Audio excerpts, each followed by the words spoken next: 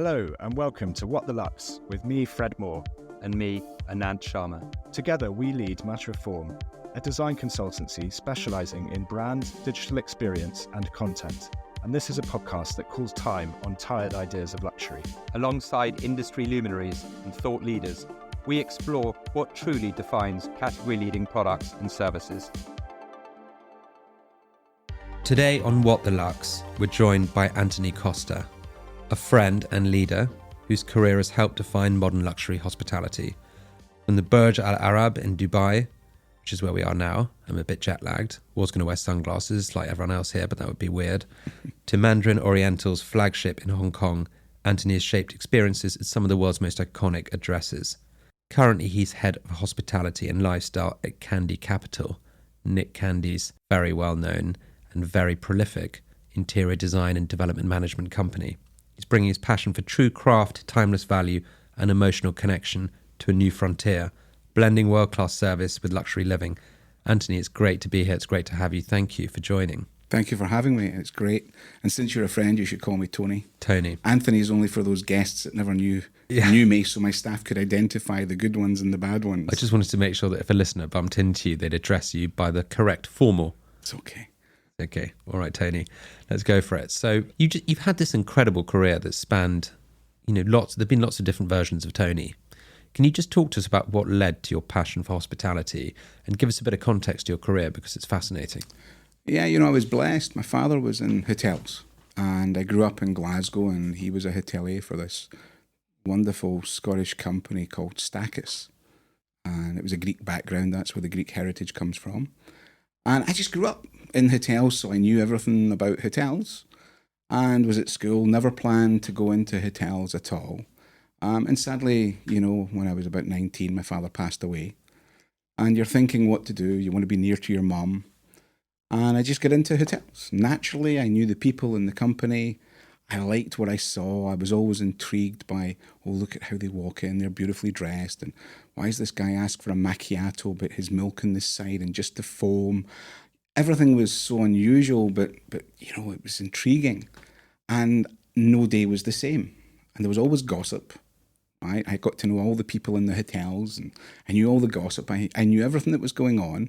And I just liked it. And I thought, this was probably for me. And here we are some 30 odd years later. Isn't it just funny, like in this world where we are increasingly isolated and we have to be really intentional about leaving the house to go and meet people because we have optimized how we engage with life to such an extent that we've stripped the serendipity out of things, and just the energy of walking out of your bedroom door and into the fray of things, It's what's so energizing about going to places like India, which is where I come from. Yeah. You could never feel lonely in India. No, but it was funny. I was sitting having lunch and my brother lives in Dubai the other day and we were talking about, my life, when I grew up. I don't think my parents knew where I was at night until 9 o'clock. If you went home by 9 o'clock, it was getting dark. Maybe they would send somebody out, just where are they? To today, nobody wants to send their children into the street to play football or put the jumpers down in the park or, and have the goalposts. Life's just different. And people are glued to their phones and their iPads, and it's just a different way. When I was growing up, I was really passionate about a series of books called Just William. Oh, yes. I think most people sort of my age or above probably had read them. And it was, I guess, like the famous five about, adventures in the countryside and through the the woodlands in Britain. And I just became really, as a sort of 10-year-old, obsessed with this idea of kind of being lost in the woods. And I got really into mountain biking, and we moved, fortunately, to an area where there was a sort of forest nearby. And, I sort of would go off with my dog and my bike and just spend entire days, at the age of, I was probably sort of 10 maximum, maybe even younger. I can't remember. Some people are great at remembering the exact year when everything in their life happened. I couldn't tell you the foggiest. I couldn't tell you when I graduated. But, I know it was just a beautiful thing, to just have autonomy at that age. It's so special at that age to have autonomy and to be able to explore and do so with the innocence that is only afforded to you at that age, to have your first impression of things. Yeah, it's quite interesting you say that, because I think we were similar where we grew up. But I always thought my parents just trusted me. They knew when you went out in the morning and they trusted you to be home when you needed to be home. And everybody else's parents trusted each other as well. And then you were with your friends all day and you all looked out for each other. You all had a laugh together. Some of you read books, some of you were good at sports, some of you just sat and talked. A couple of guys would have a cigarette when they were 14 or 15 and you didn't touch it because it wasn't for you. It was just a different generation. Do you think hospitality's become more highly strung as a result of this sort of change in sort of energy dynamic? Well, I think if I look back, and it's an interesting opening, when it was my father's generation, I think there were more innkeepers, they were hosts. They understood the business acumen to a degree, but there was never the focus. There wasn't KPIs. It was about the guest. And if you looked after the guests, everything was taken care of. Today, I think everybody is focused on the Monday morning call or the email or your KPIs. How are you doing? Where's your benchmarking? What's TripAdvisor saying? It's not easy. Well, it's, we've become so kind of guest-centric, customer-centric, to the point where the bottom 10% of TripAdvisor reviews apparently go bankrupt. I mean, I suppose for good reason, but perhaps, there are some appalling propositions. Maybe they deserve not to be around, but it is unfortunate how perhaps a bad string of interactions can result in doom. And it has perhaps created an environment that is relentless for staff, and the culture that you have to create to always appease, difficult customers, and for that to take precedence over, what you said earlier, like hosting. And Matteo Atti, who's the CMO of VistaJet, on a previous episode, cited great hospitality as knowing your host, which is just a very simple way that I thought was really nice, kind of forgotten mantra. When it comes down to you've got a KPI-focused business, if you're in hospitality, restaurant, whatever you want to call it, then you're taking somebody away from being with the customer, being with the people and guiding them. I used to go home and do my schoolwork in the lobby of my dad's hotel and watch him having a beer and talking to customers, getting up, helping somebody with their luggage to the elevator. And because he was doing that, everybody was doing that. There's a lot to be said about that, isn't there? About displaying habits and characteristics and behaviors that set the culture, because people will always emulate what the leader does. You can say things to your blue in the face, but if you act differently, no one will follow you. And that actually goes for things like disconnecting when you're on holiday. You can say, oh yeah, it's very important, we must disconnect when we're on holiday. But if you're there with a sort of email addiction, picking up on every nuance when you're away as a leader, I think that sets a bad tone as well. Yeah, I think what you've got to learn at some stage in your career is to trust everybody around you. You've hired great people, and if you can't go for 10 days, 5 days, 2 weeks, and let the business get on, right, without being on your phone 24/7, there's a problem. There was a great book years ago called Sleeping with Your BlackBerry or something like that, and it was about Volkswagen and Mercedes trying to instill a corporate culture of not doing emails after certain times and everything. Didn't quite work for them because of global time frames.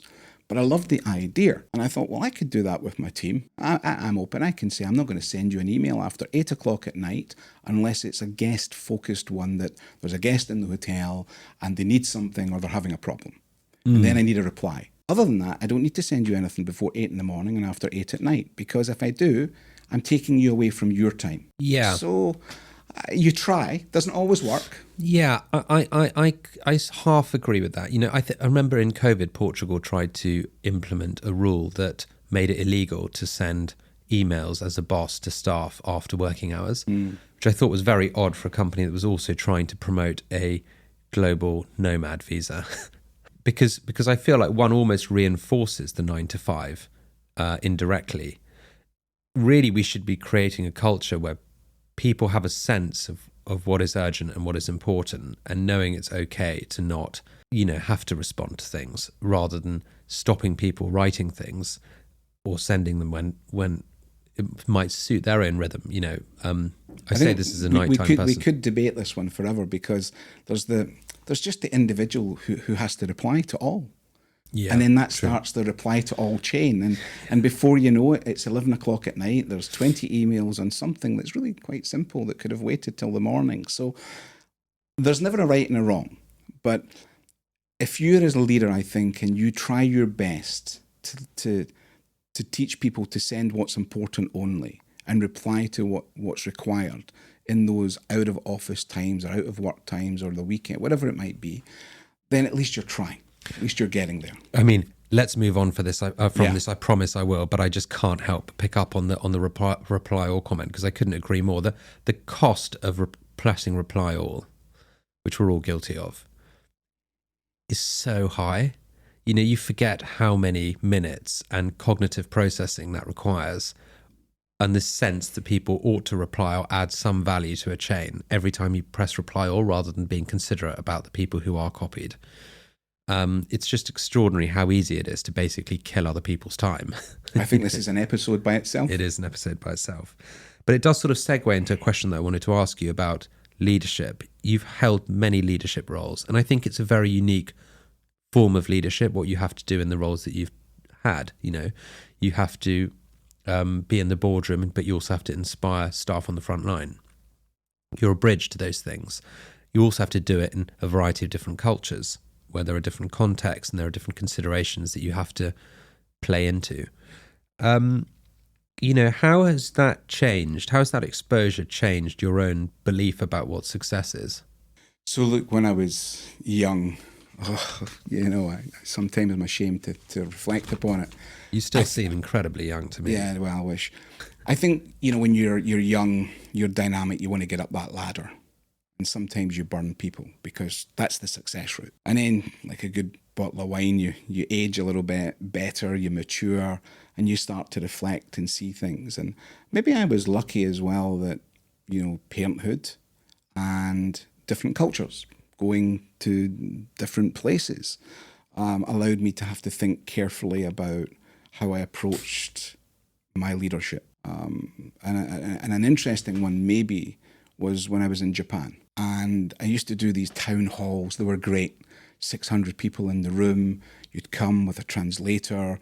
You'd have your whole team with you. You'd be presenting. And they would be really, the Japanese would be really receptive to this. But I could never understand why there was a dozen or maybe 24 of them with their eyes closed as if they were sleeping. And I remember grabbing the team, the leadership team after the meeting, saying, look, we've got to do something. There's this one sleeping and this one's sleeping and this one's sleeping.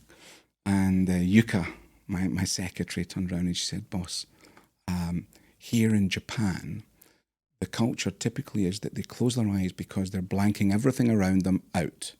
And they are the ones that are most probably absorbing more than anybody, right, the information you're disseminating.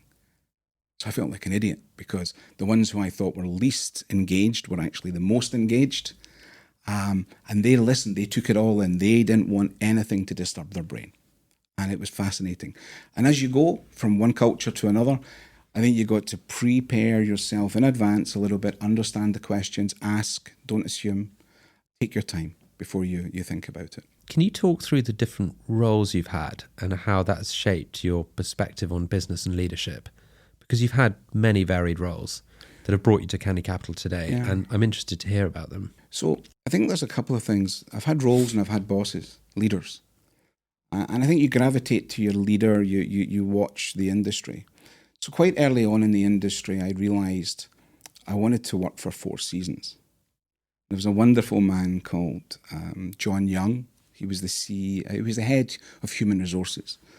And every year I used to write to Mr. Young, dear Mr. Young, please find attached my resume. You know, with all the passion I could put into that letter. And every year I'd get a reply saying, thanks very much. And then it's great you replied. Yeah, I got a reply. Yeah. And I kept all these replies. And I went off and, you know, I joined SAS, International Hotels. And president was Mr. Ritter, charismatic guy. And he said, follow your dream. But in between following that dream, do as well as you can do. Right? And SAS was a very open leadership. You know, you could phone Mr. Ritter up at any time. You could call anybody in the company. It was 32 people in the corporate office. So everybody was engaged. Everybody was there for each other. And ownership never bothered you in those days as much as maybe today. You know, the owners are much more involved. And I just kept writing every year to John Young. And then I met a wonderful lady that our industry knows her very well called Mary Gostelow in Helsinki. And she said, Tony, why are you working for SAS here in Helsinki? So I just joked and said, because John Young doesn't give me a job in 4 seasons. So I came to the office on the Monday morning, never forget it, ever. And I opened up my email, and there it was, an email from Wolf Hengst, president and CEO of 4 Seasons, saying, can you contact me? And that started this journey with 4 Seasons. And in 4 Seasons, what a remarkable company that Mr. Sharp had built, the culture, the people, the processes, the intuition towards the customer service. And I worked for a great guy called John Brennan, who just allowed me to be me, but understand what 4 Seasons was and how they deliver to luxury. But 4 Seasons was a bottleneck. You couldn't really get easily promoted. There was just opportunities passing by, and I was lucky. I got to work for a man called Edward Ettige at Mandarin Oriental.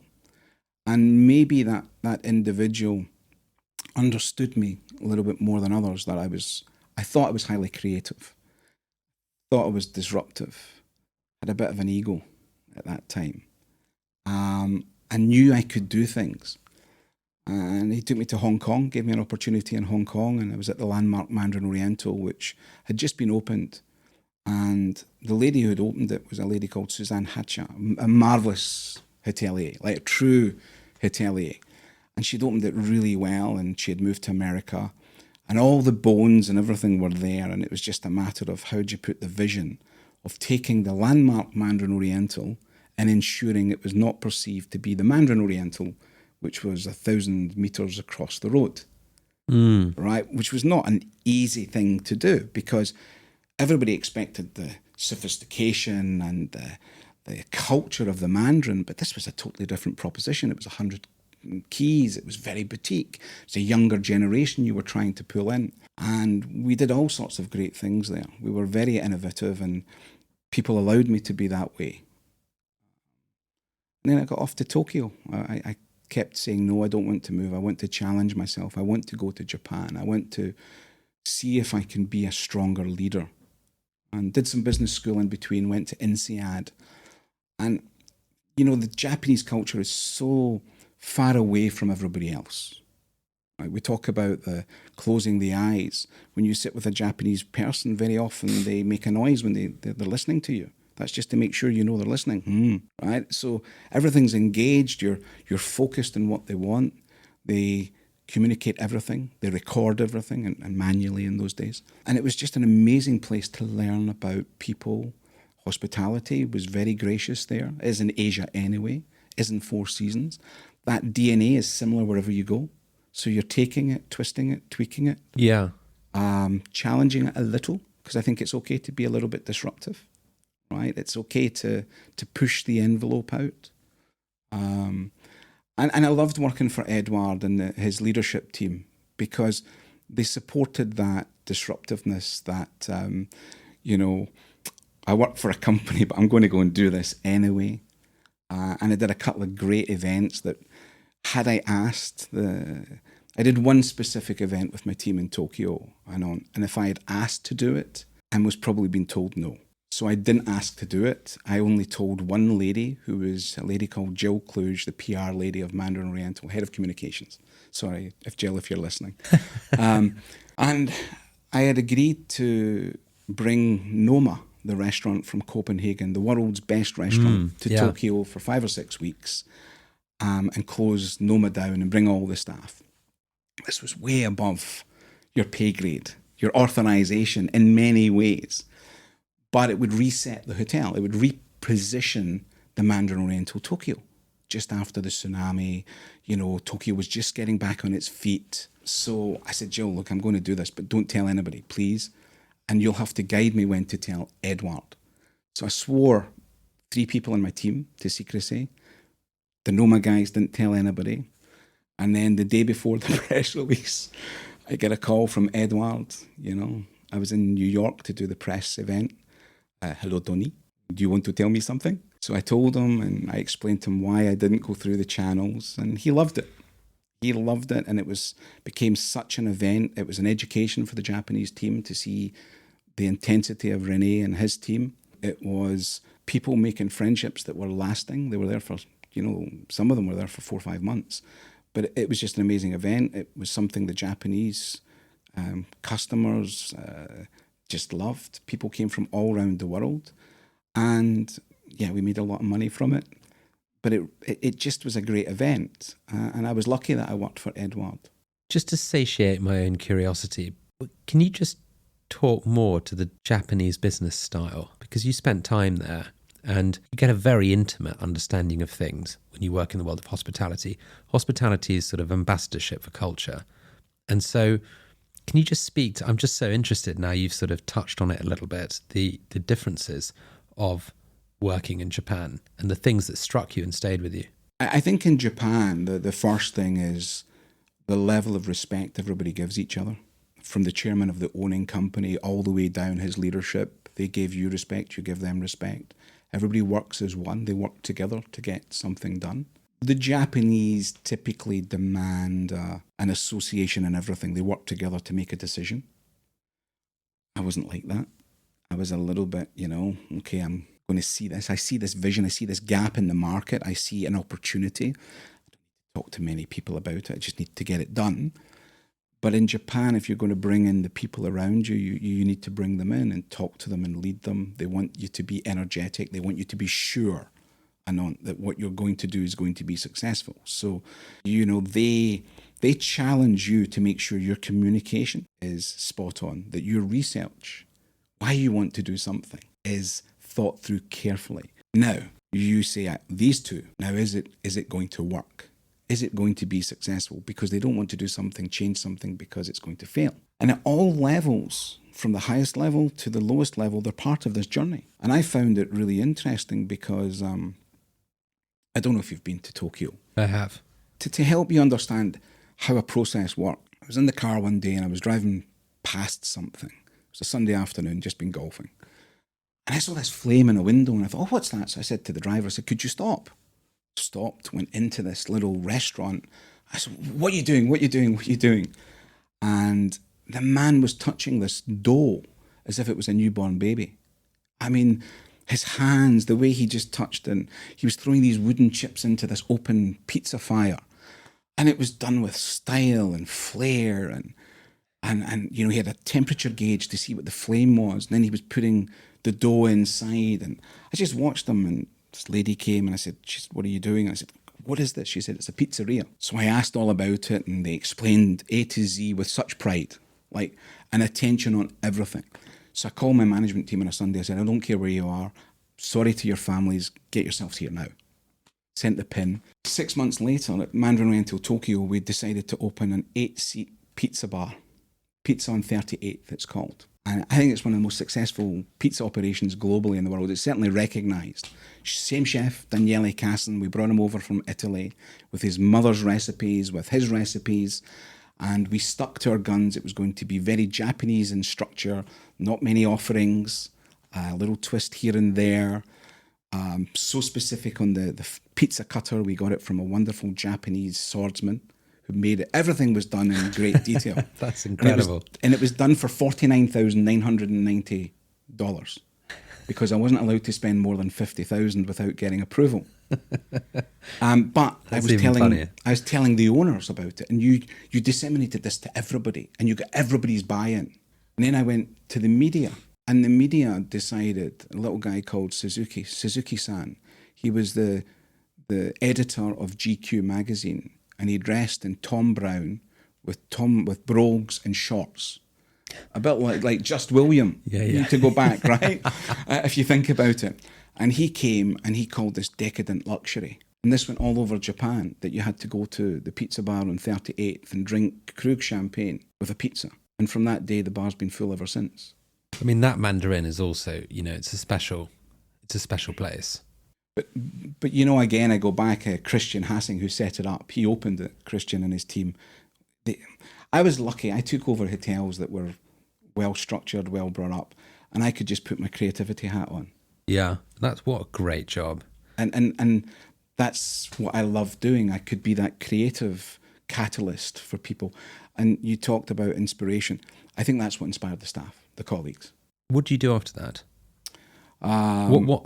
Because it sounded like Tokyo was an immersive experience for you, and sound like it shaped aspects of your leadership style as well.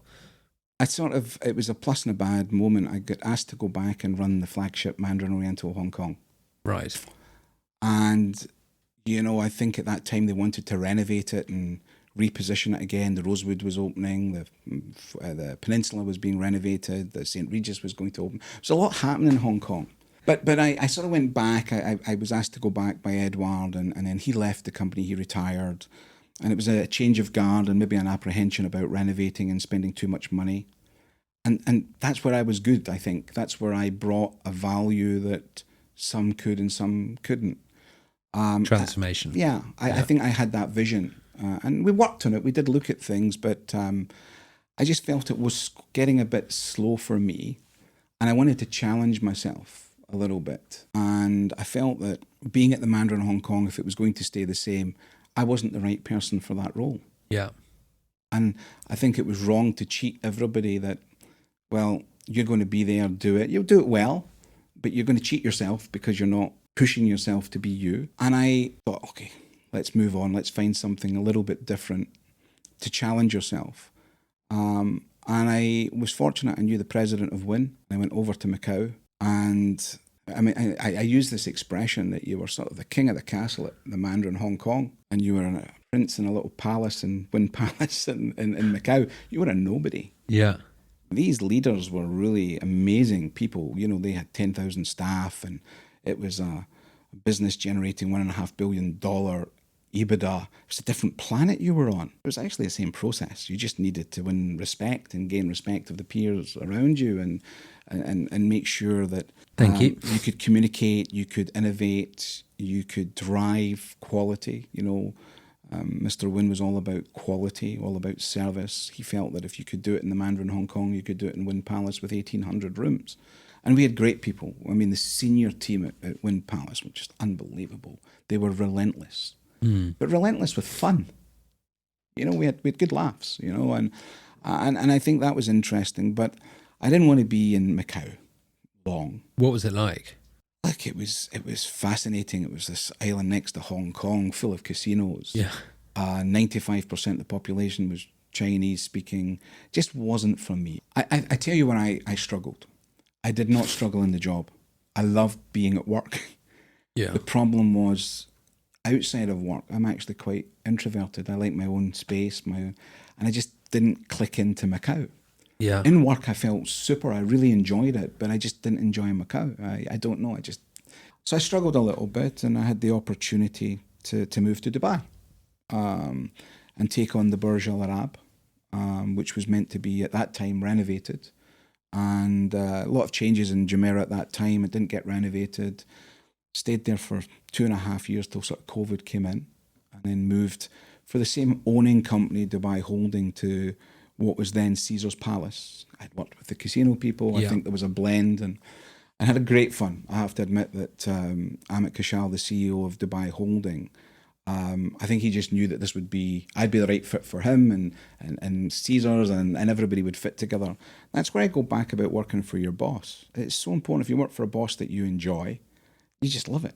You do things that you wouldn't normally have done, and you're bold. And we did 3 years at Caesar's Palace, and it was tremendous. I really enjoyed it. But when I did that transition, I sort of knew in the year of the transition, I don't know if I wanted to be on the marble and wait at 7 a.m. anymore and shake hands, or be there at midnight and say goodbye. Or I'd started to feel 30 years of doing this is enough, maybe. And I'd known Nick Candy for a long time. And look, Nick is a great entrepreneur. He doesn't stop. He doesn't stop pushing his team. He's got an amazing group of executives, small niche. They're all great at what they do, and we all respect each other, and we all bring different competencies to the table. But I just like Nick's sort of gung-ho attitude, and he's got this great project in Dubai, which we can't quite talk about yet, but hopefully soon. And he's got some other things in the pipeline, and it's where he starts planting the seed. And he nurtures it a little bit, and he keeps pushing the team to put more water on it. And all of a sudden you get this really interesting concept coming out, or with another party, a joint venture. And you learn about development, you learn about investment, you learn about the land price, the development costs, things that I'd never really been exposed to before. And I find it fascinating. I find myself going on and doing these online courses sometimes. They might only be an hour or 2 hours on development, project development, construction. Super interesting. What can you bring the Candy Capital business to life and the sorts of projects that, the business has been built on? Well, Nick's looking at residential components, but with hospitality. So he's a great believer on, One Hyde Park, as an example, is perfect next to the Mandarin. Mandarin Oriental. And it's a really interesting, where he believes that you need a hotel, a branded hotel, a great luxury hotel with a great operator next to your residences to deliver all the services and interactions that you need. So we've got something great to announce in Dubai and some other places. And I suppose what I bring is I can say, well, look, what about this operator? Yeah. What about this operator? What about these restaurants? What about if you do retail, lifestyle, hospitality? So if you've got extra areas where you're putting in restaurants, well, what are the restaurants that we should be looking at for the future? And, to go back, you're building a destination, so you need to have something for everybody. And you need to be mindful. And you need to be mindful that wealthy people also look at how much they spend. You can't just put everything expensive just because they're there. So I'm really learning how to create. I'm going around the world. I saw the new Printemps in New York, and it's got some great components that I thought, wow, that's interesting. You still look at Harrods in London because it's Harrods in London. You think, wouldn't you just love to have, the chocolate shop from Harrods, because I think the whole of Dubai would go there to buy stuff. So I think it's all about the curation. Obviously, there's some names you want to bring who are the best florist maybe in the world or whatever. You still want to bring intrigue and excitement to it. But it's also the architecture. What's the architecture going to be? What's the design going to be? I've never been involved in this before, from scratch. And the ability to work with great designers, Elaine and Nick's team and the people we're working with, it's just fascinating. And talking about, well, should a restaurant be 500 square meters or should it be 1,000 square meters or should it be 300 square meters? And what works in Dubai, but what works in New York, works in London. Fascinating.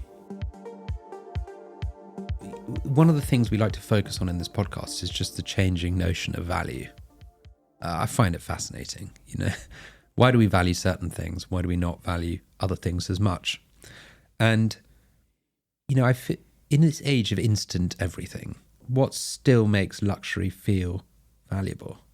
It's such an interesting question, because I think so many people will answer this in a varied way.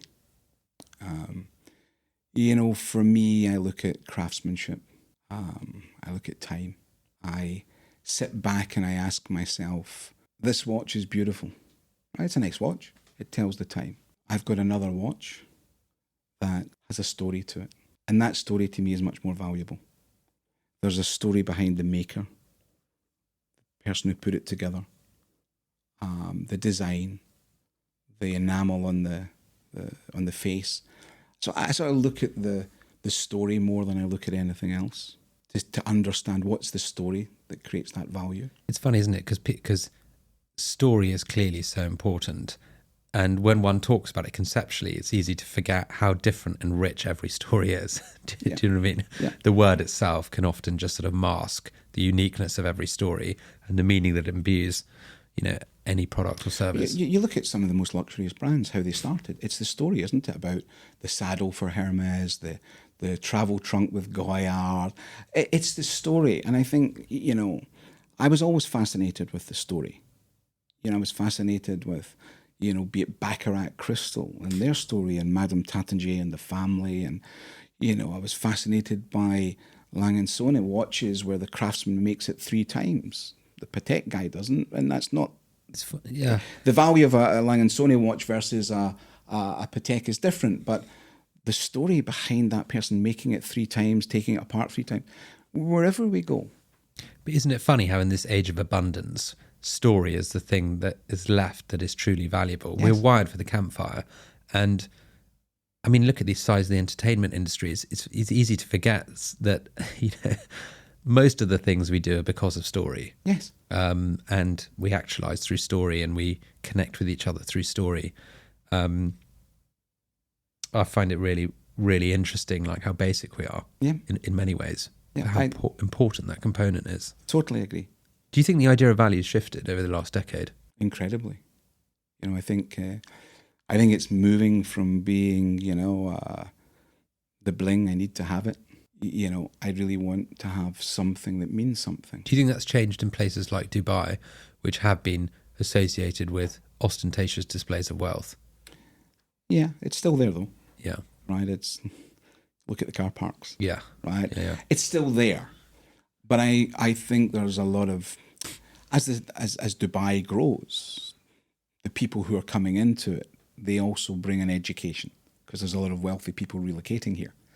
And they start to discuss the painting, the value in certain things. And, maybe what was important when they were 30 years of age, the bling car that they had when they were in New York, LA, London, whatever, they don't need here. They've got other things that they represent. And as that surrounds itself with other people and they start to know each other, they go, oh, maybe I should be focusing on that now. Dubai is an innovative place, and value comes from story and that sort of spirit and that thing that you use to imbue meaning into a product or service. How do you balance innovation while maintaining timelessness? And maybe let's go back to a life at sort of the Mandarin, for example, where this is a tension that you no doubt had to navigate. How do you tread that tightrope? So the Mandarin Hong Kong is an interesting one, because here you are with this historic building, and I don't know how well you know that hotel. They renovated it in 2000. I know it well. They renovated it in 2006, and the first thing everybody said is the lobby's the same. And the lobby was the same. It was the exact same marble. They spent all this new money on putting the new marble in, and they just copied it and put it back in. And people were sort of surprised. And I think at that time was probably 50% of the company or whatever was like, let's not change it. And 50% of the company were change it. And it's a real cocktail, because the consumer can push you too hard to change. Oh, we want to see. But when it's history, when it's heritage, you got to keep that, because you've got beautiful DNA and culture with the staff. You've got a wonderful sophistication that's already there. When you try to push it too far, it's difficult. So to me, when I was there, I always felt it was, bring a little bit of today in and tomorrow in, and hope that it fits everything else. And I go back to that time in 2006. I think the team who were at Mandarin Hong Kong did a great thing. They brought Terence Conran to redo the Mandarin Grill, and he did it beautifully. And nobody said a thing. Everybody were like, wow, this is beautiful. And they brought a designer. She did the Mandarin Barber, and she made it this so beautiful little jewel box. And it's just paying the respect to the heritage. And I think every manager before me and every manager after me, they just find that cocktail, and it's like a great glass of wine, a bottle of wine. It matures, and then sometimes you put a little twist on a cocktail and you bring it in, and people really like it. And occasionally it's a bit bitter for them, and it goes away quickly. Let's put that aside and ask you about innovation and innovations that you find interesting today. I like seeing the innovation and sustainability in hotels. I think it's getting interesting, right? I can see how it's starting to come more and more in. Where it will go, I don't know, but I'm watching it carefully. I like that. I'm looking at AI and asking myself, how's that going to impact the hotel industry? Right. I don't know who I read today or yesterday. They've cut 40 concierges now because AI can do that job. I don't believe that.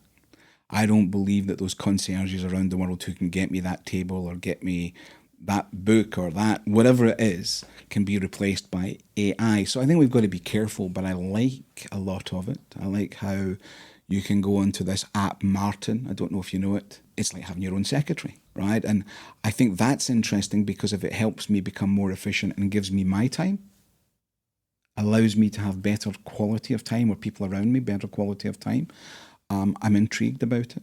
So those are things that I'm interested in.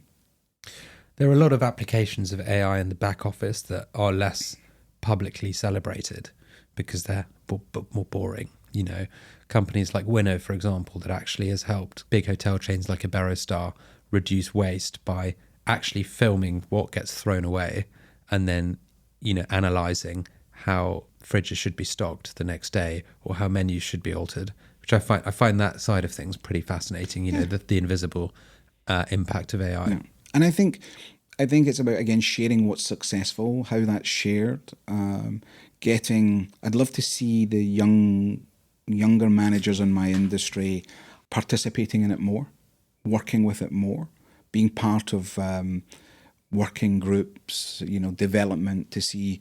You need them to grasp it. You need them to embrace it. You need them to see the value of it for it to start rolling out. And then your job, I think, as a leader is to remind them what the actual questions you're trying to answer are, what the actual problems you're trying to solve, and apply, you know, the wisdom born of leadership, born of our years in leadership, to just remind people that technology for technology's sake, or anything for anything's sake, means nothing unless it answers some fundamental human need or desire.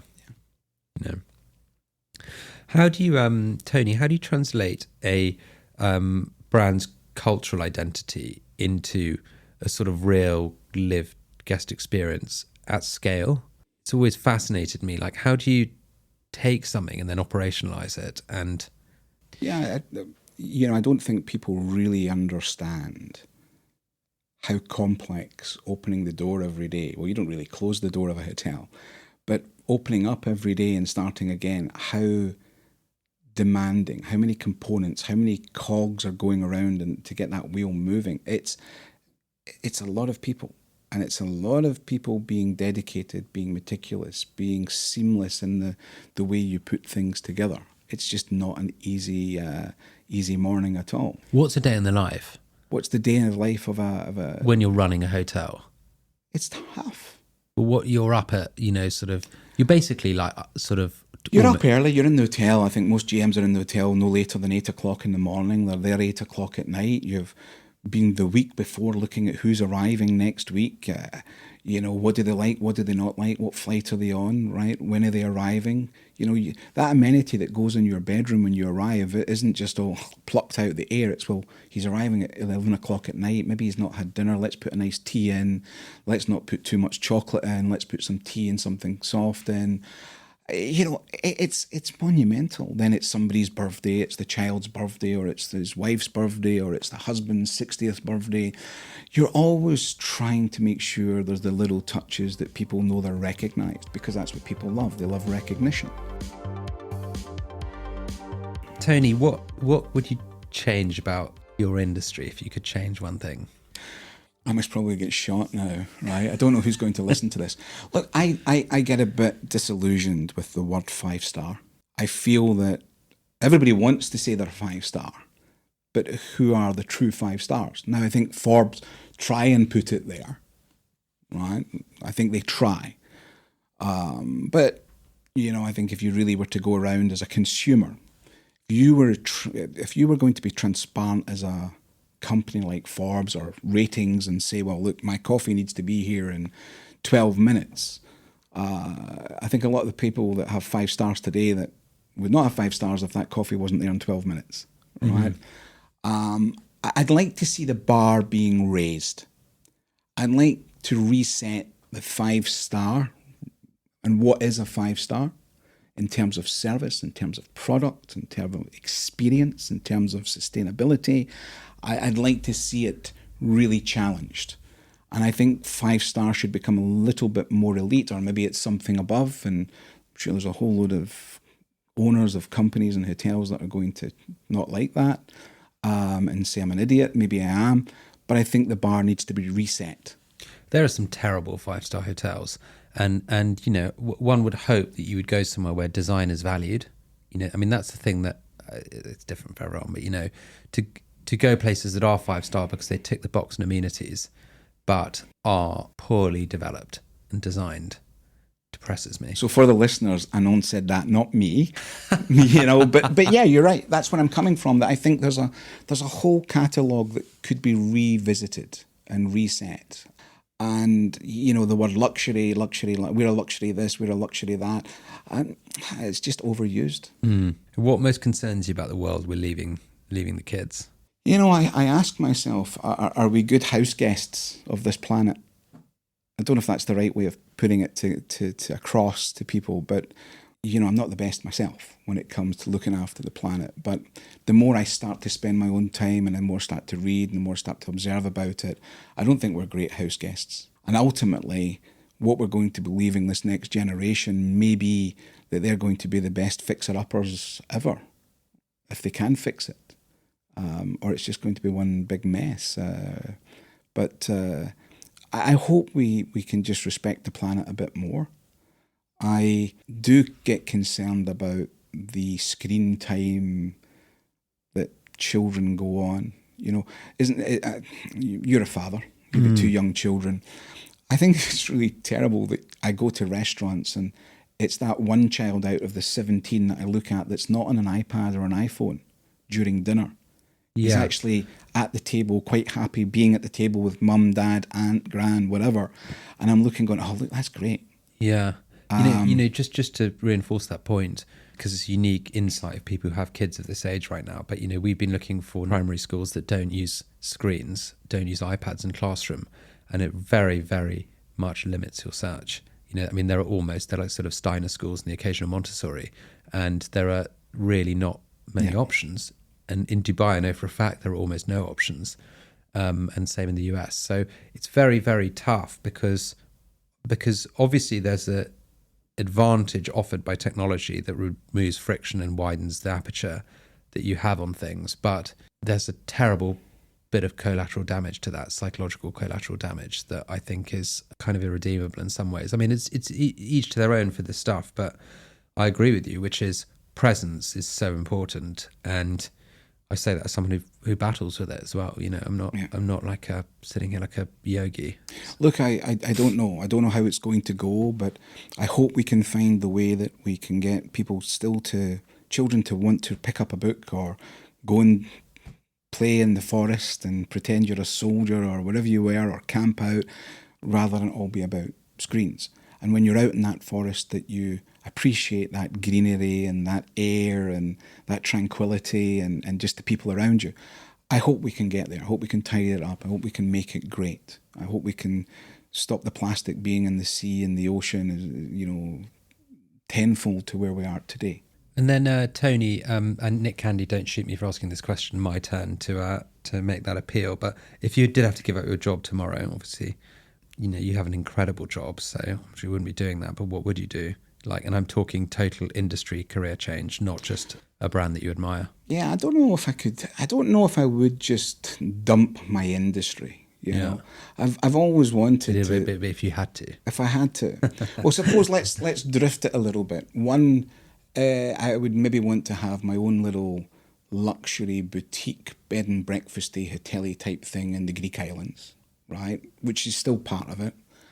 I'd love to mentor people as in have a company, an app for mentoring people in retail hospitality on service, on behaviour, or also the brand boardrooms where I think they maybe have an opportunity. Let's build it, Tony. Next venture. We should, right? Let's do it. And then if I was just going to go and do something else, I think I'd love to give myself a shot at being a writer. I think I've enjoyed all the experiences that I've ever had in my working life and childhood. I am blessed. I've worked with great people. I've seen wonderful things, been part of wonderful teams. I would maybe like to put that into some sort of writing at some stage. Well, given your voracious reading habit, your eloquence and your anecdotes, I'm sure that would be an easy path to pursue. Don't know, when you go to put the pen on the paper, you know, I've got a little book that I've been trying to finish. You know, I'm only like chapter 6, right? And there's times I just can't write. I don't know. It's not writer's block. It's just how do I put it across consistently in 280 pages consistently. It's much more difficult than you think. Yeah, I'm in that journey right now. Tony, what's the most exciting thing for you in the next 5 years? In work or outside of work? It doesn't matter. Doesn't matter. Look, what we're doing at Candy Capital, I think, is super exciting.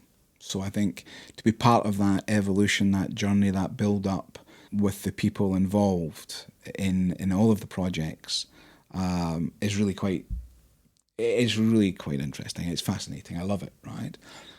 At the same time, I think what's fascinating is, and I think you're much better at this. You've discovered it earlier than I have. I've sort of started discovering what it's like to enjoy me time or be joyous with other people and savor those moments more. I think when I worked in the hotel, the way my days were, as we talked about before, even your weekend, your holiday, whatever, I don't think I really savored my private time in my life with other people, and a lunch with my brother, or the golf that I'm playing, or those special moments and memories. I think then as the next 5 years evolve, I'm going to get much better at that, and I'm going to embrace it more, and I'm going to master it more. And it's like I just told you, I read that book, The Let Them Theory by Mel Robbins. I'm not saying I'm going to do that with everything I'm going to do, but that book's inspired me on certain things. And I'm starting to look at it and saying, how do I just live a joyous, happy life with those around me? And I'm not saying we're dancing around the flagpole, but just how do I appreciate things? How do I appreciate nature? How do I appreciate that I live most probably a kilometre from a beach, right? And do I go to that beach very often? Most probably not enough. And just stand with my feet in the sand and the water. That's what I really want to start doing. I think that's a lovely image, Tony, to end on. Tony with his feet in the water. I hope so. Thank you so much. Thanks so much for your time. It's Pleasure. been a real joy. Pleasure. Thank you. Thanks so much for listening. This has been What the Lux. You can find us on socials at Much Reform, and drop us any questions or comments on Twitter using the hashtag #WhatTheLux. Or if you're a luxury brand looking for strategy and design that goes beyond the banal, get in touch via hello@muchreform.com and chat to one of our consultants.